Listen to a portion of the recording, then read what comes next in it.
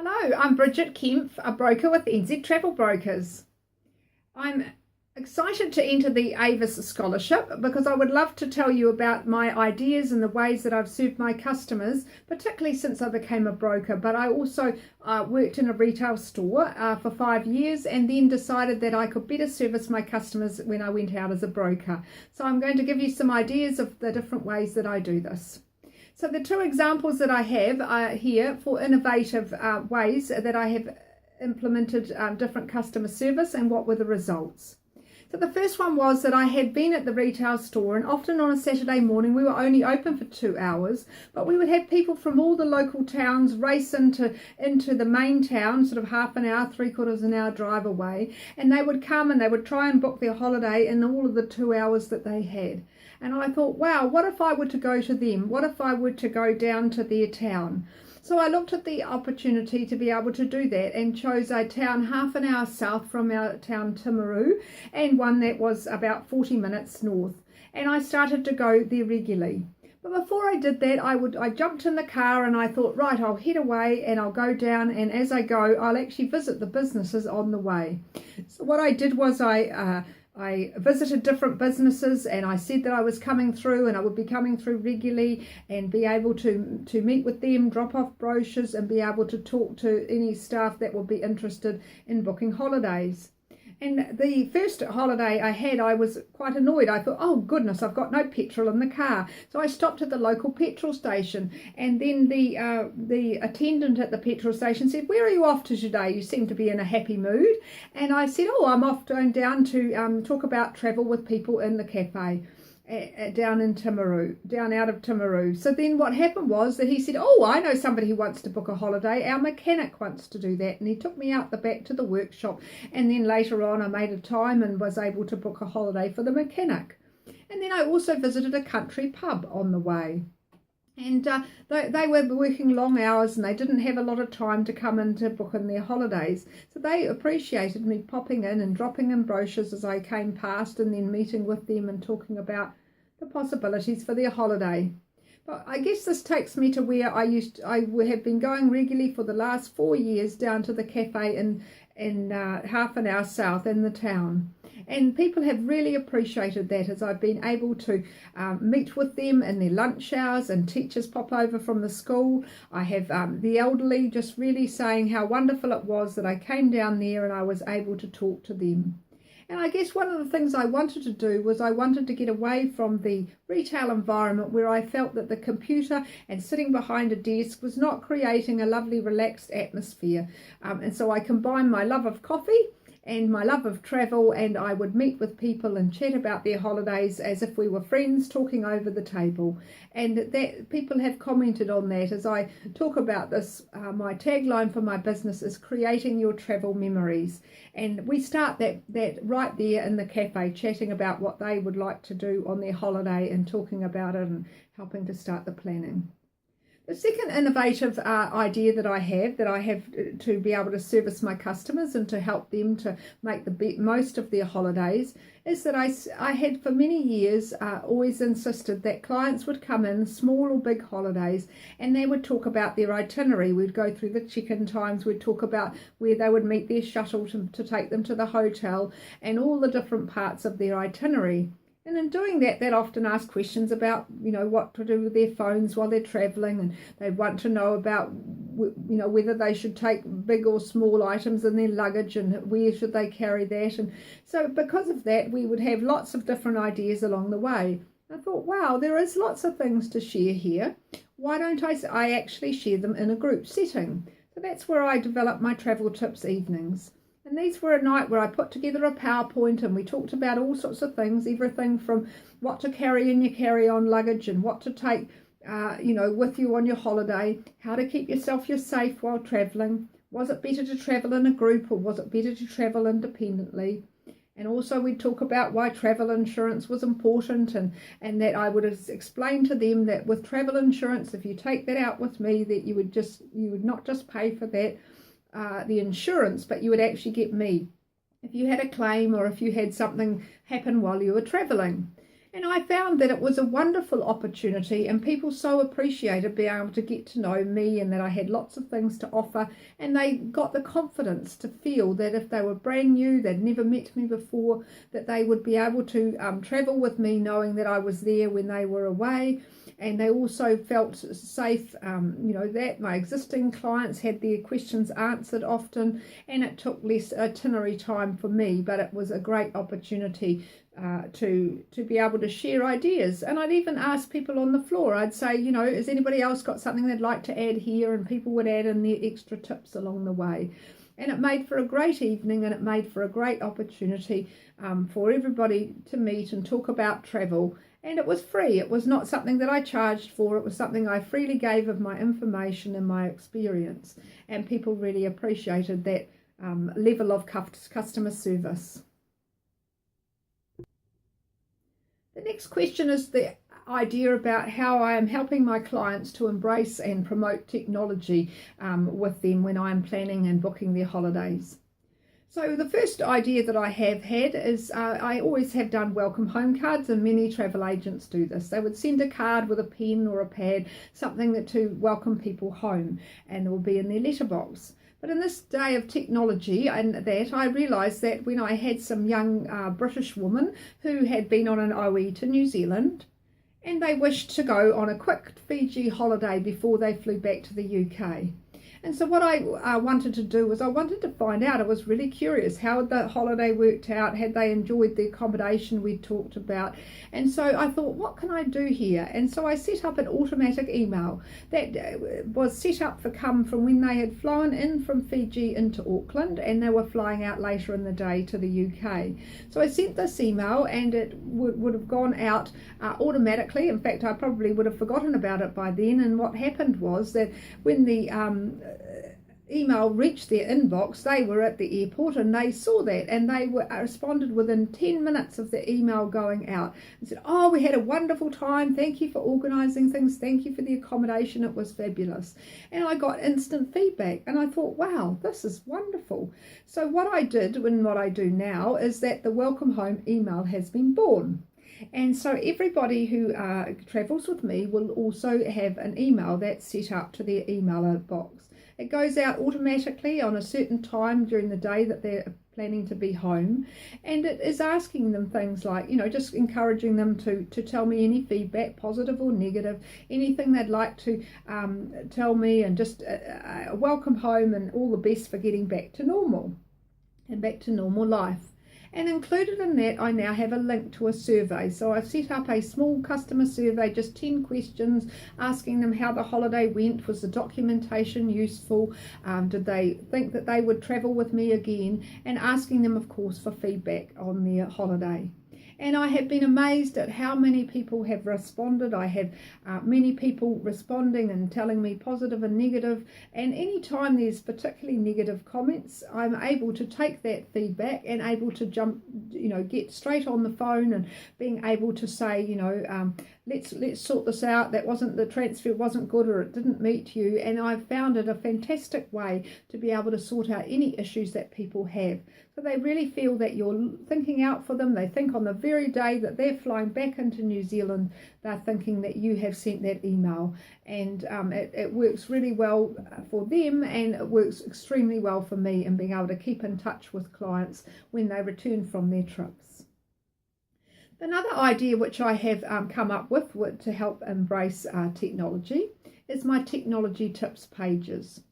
So when I was developing myself as a broker, I thought, there's so many things to do with technology, it would be good to share them on a page. So I sent a message around all the other brokers, has anybody else prepared a technology tips page? And many of them said, oh, no, I haven't done one of those, but that sounds like a great idea. When you've done it, would you please send a copy to me? So I put it together. It started as one page, but then it became 3. And so it's got all sorts of things. It talks about roaming options. It doesn't obviously have the specifics of every company, but talks about the option of whether you would use your own SIM card when you're travelling, or what's the pros and cons of using a SIM card from another country. It also talks about some of the apps that I've found useful when I'm travelling, how to get a good restaurant, how to get the maps without having to use data. and that how to keep in touch with your loved ones for free. Did they know about the different apps that are available for that? And obviously how to connect to Wi-Fi is quite a key one for many people, and some of the explanations about how to connect to Wi-Fi and the little tricks there, and also how to keep in touch with me, and whether you email me if it's not urgent or you want to ring and need to ring when you're traveling. I also have on there some of the pros and cons. Would you use your phone or should you use a camera when you're traveling, and the pros and cons of that. And I have found that whole minefield of technology, I have something there for people to be able to read, something for them to refer to when they're traveling and not have to remember if we've talked about it at the time we did their itinerary. And people have really appreciated that level of service and being able to help them with the whole area of technology.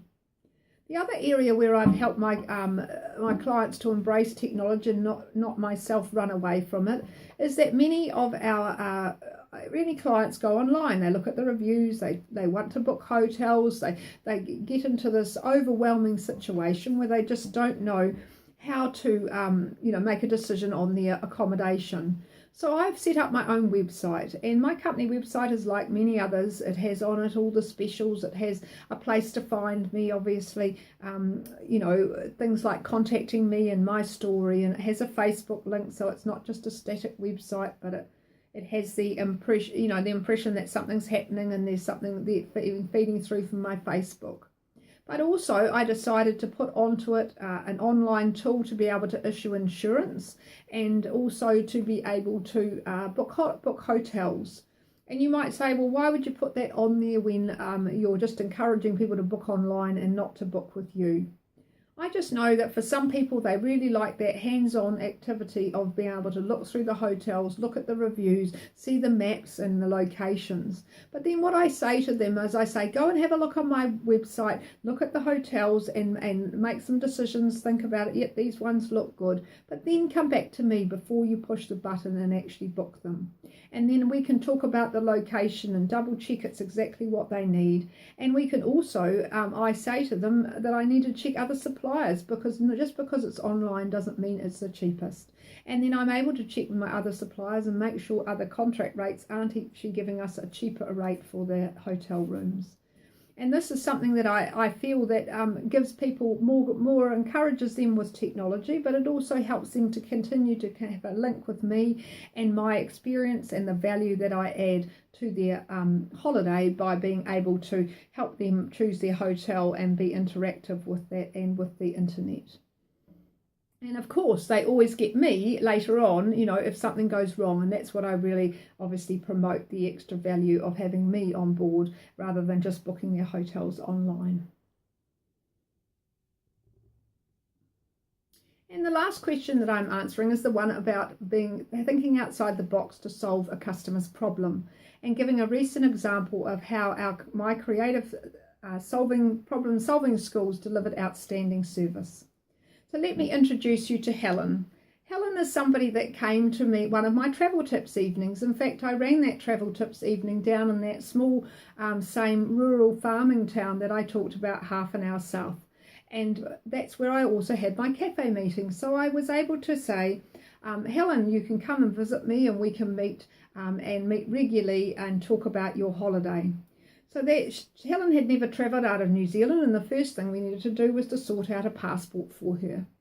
And then she said, well, I want to go to the UK and Europe, but that's ever such a long way to go, so I think we should have a trial run, she said. She said, I've got a friend who's getting married in the Gold Coast. She said, so it would be super if you could help me do the flights and the accommodation, and we go over to the wedding. So we sorted that out and we put it all together, and she had many questions, but at that point everything went well with the trip, except she did report to me that on the plane she did have a bit of a panic attack, and she was very worried about things, and they were mid-air, and she said to the air hostess, let me out of here, can I get off please, can I please? And of course the air hostess had to say, well, the doors are closed.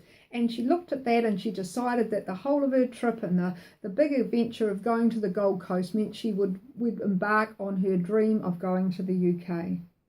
And what is so sad is that 20 years ago she had been going to the UK, and it was all going to be a big holiday there and to go to Europe.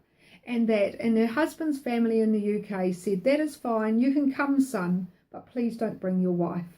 And so at that stage, they never went. It never happened. And so this now was the opportunity for her to fulfill her dream.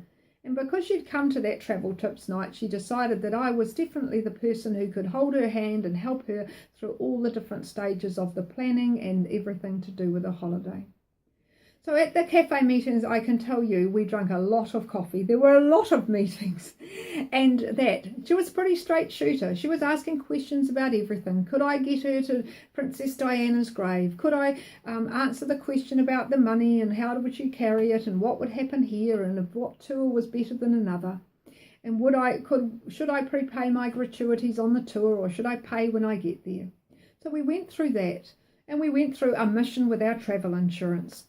We went through many medical records. She produced this huge stack to me, and I had some very graphic photos, and she insisted that I sent them all to the travel insurance company. So it took quite a while and quite a few travel insurance companies before we found one that would cover her. So then we had all these questions going on, and one day I choked on my coffee when she asked the question about, what if I die when I'm travelling, Brigitte? What would happen then? And I said, oh no, let's talk positive. It's not going to happen. But she just wanted to know everything. She had all the usual and the unusual questions. She insisted on knowing it all. So the elation as she arrived in London was very evident in her email, and the email was titled, "You can breathe a sigh of relief, Brigitte." And inside she told me that she was at a great hotel, that premium economy on the airline was the ticket, and I'm joining the tour tomorrow. And then in capitals she had the word, all's going well.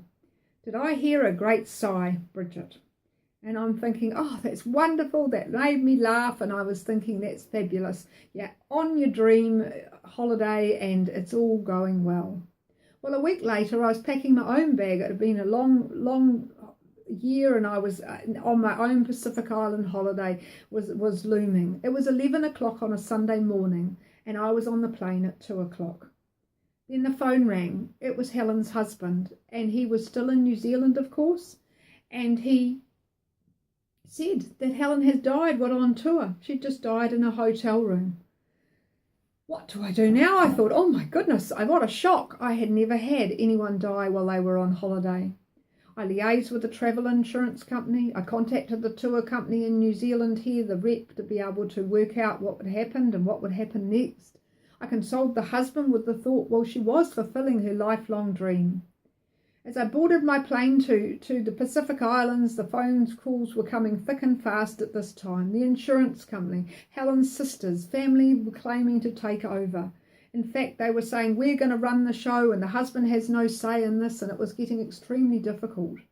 I had to inform my staff member who was looking after things while I was away if I would provide, needed to provide support for her and help her to come into the picture. In fact, I thought, well, shall I be even going on my holiday? Should I cancel my holiday to be able to deal with this very unusual situation? It was going to be a very long week. We also had to cancel, of course, all the full bookings of the next 6 weeks and everything that she had planned and hoped to do. As the week went on, the tensions of the family mounted. I had it from both sides. The cause of death was unknown, and the body was with the UK coroner. And so how long is that going to take, I was asked.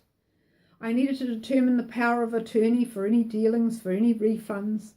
Ultimately, the aim now was doing everything we could to bring Helen back to New Zealand. It was a huge task to deal with all of my own emotion. I had made a great friend as we had grown, doing all that planning and all those coffee dates. We had many conversations with family, with suppliers, with everything that was needed. In fact, when I look back on my emails, there was over 450 emails for this booking alone. So later, when the dust settled, I sent a hamper to the grieving husband. And while the families couldn't agree on much, independently I received lovely letters of thanks from both sides of the family, thanking me for my professional role in doing the most important thing, which was bringing Helen home. That is my story. That is something of a snapshot into my business and to how I like to service my customers. And I appreciate the opportunity to tell you something of my business and my customers and all that has happened for me in the last number of this last year or so.